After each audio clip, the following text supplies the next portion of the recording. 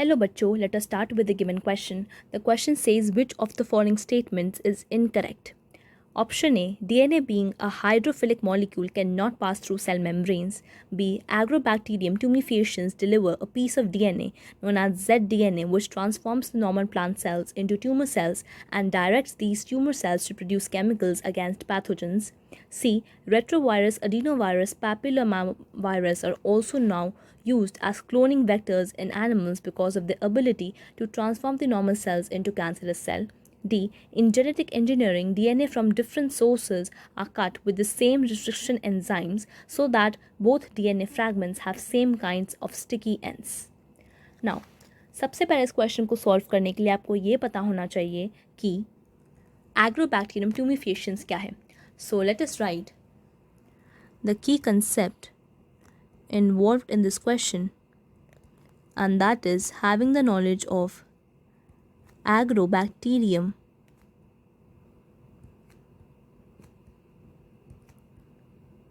tumefaciens.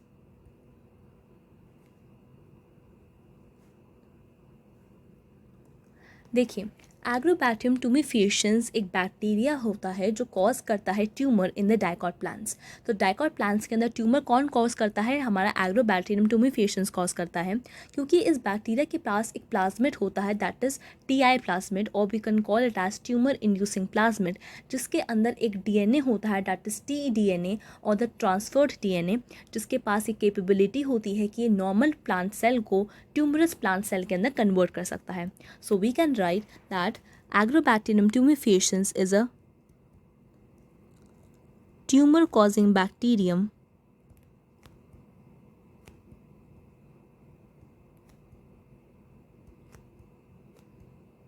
in dicot plants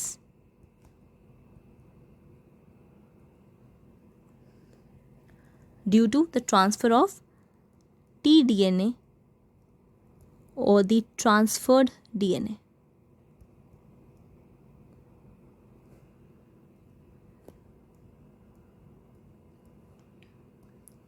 Now let us start with the given options.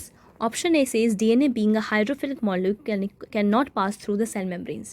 देखिए, DNA एक hydrophilic molecule है. इसका क्या मतलब है? DNA loves water. It is a water loving molecule, and जो water loving molecules होते हैं ये हमारे सेल मेम्ब्रेन से पास नहीं कर सकते, क्योंकि सेल मेम्ब्रेन से कैसे मॉलिक्यूल पास कर सकते हैं?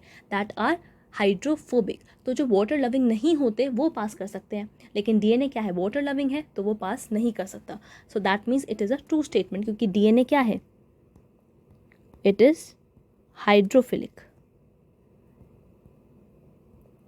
that is water loving, and water loving molecules cannot pass through the cell membranes. So that means it is a true statement, and हमें question में incorrect identify करनी है. So let us see.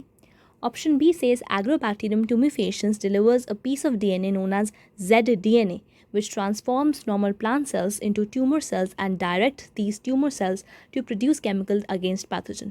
देखिए, जो agrobacterium टूमेफेशियंस है वो एक piece of DNA transfer करता है, डिलीवर करता है, जिसका नाम होता है T-DNA. So that is not zDNA. तो जो टीडीएनए होता है यही ट्रांसफॉर्म करता है हमारे एक नॉर्मल सेल को कैंसरस सेल में, or we can call it as tumor cell.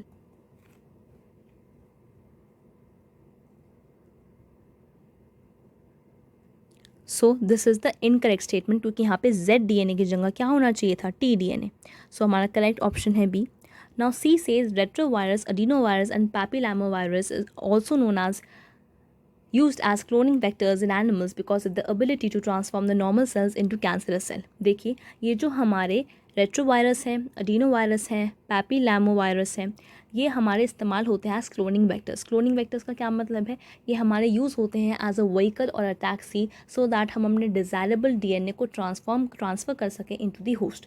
तो ये जो क्लोनिंग वेक्टर्स होते हैं एनिमल्स के अंदर, इनके पास एबिलिटी होती है कि नॉर्मल सेल्स को कैंसरस सेल के अंदर कन्वर्ट कर सकें. सो दैट इज़ ये हमारी एक ट्रू स्टेटमेंट है, क्योंकि ऐसा होता है. हाउ हमारे क्लोनिंग वेक्टर्स क्या काम करेंगे? Cloning vectors, these would act as a vehicle for gene transfer.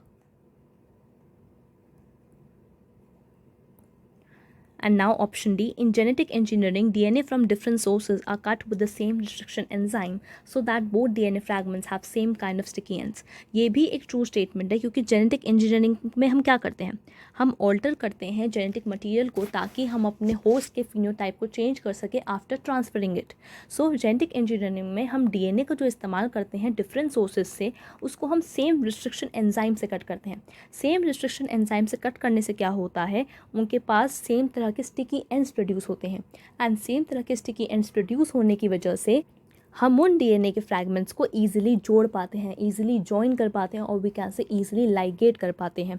So same sticky ends होने की वजह से वो क्या होते हैं, ओवर हैंगिंग स्ट्रेचेस होती हैं डीएनए की, जो मदद करती हैं डीएनए को जुड़ने के लिए. सो वो ओवर हैंगिंग स्ट्रेचेस कैसे बनेंगे, जब हम उसको सेम रिस्ट्रिक्शन एंजाइम से कट करेंगे, क्योंकि रिस्ट्रिक्शन एंजाइम क्या करते हैं, डीएनए को कट करने का काम करते हैं, डीएनए को क्लीव करने का काम करते हैं. So it is also a true statement, क्योंकि जो रिस्ट्रिक्शन एंजाइम्स होते हैं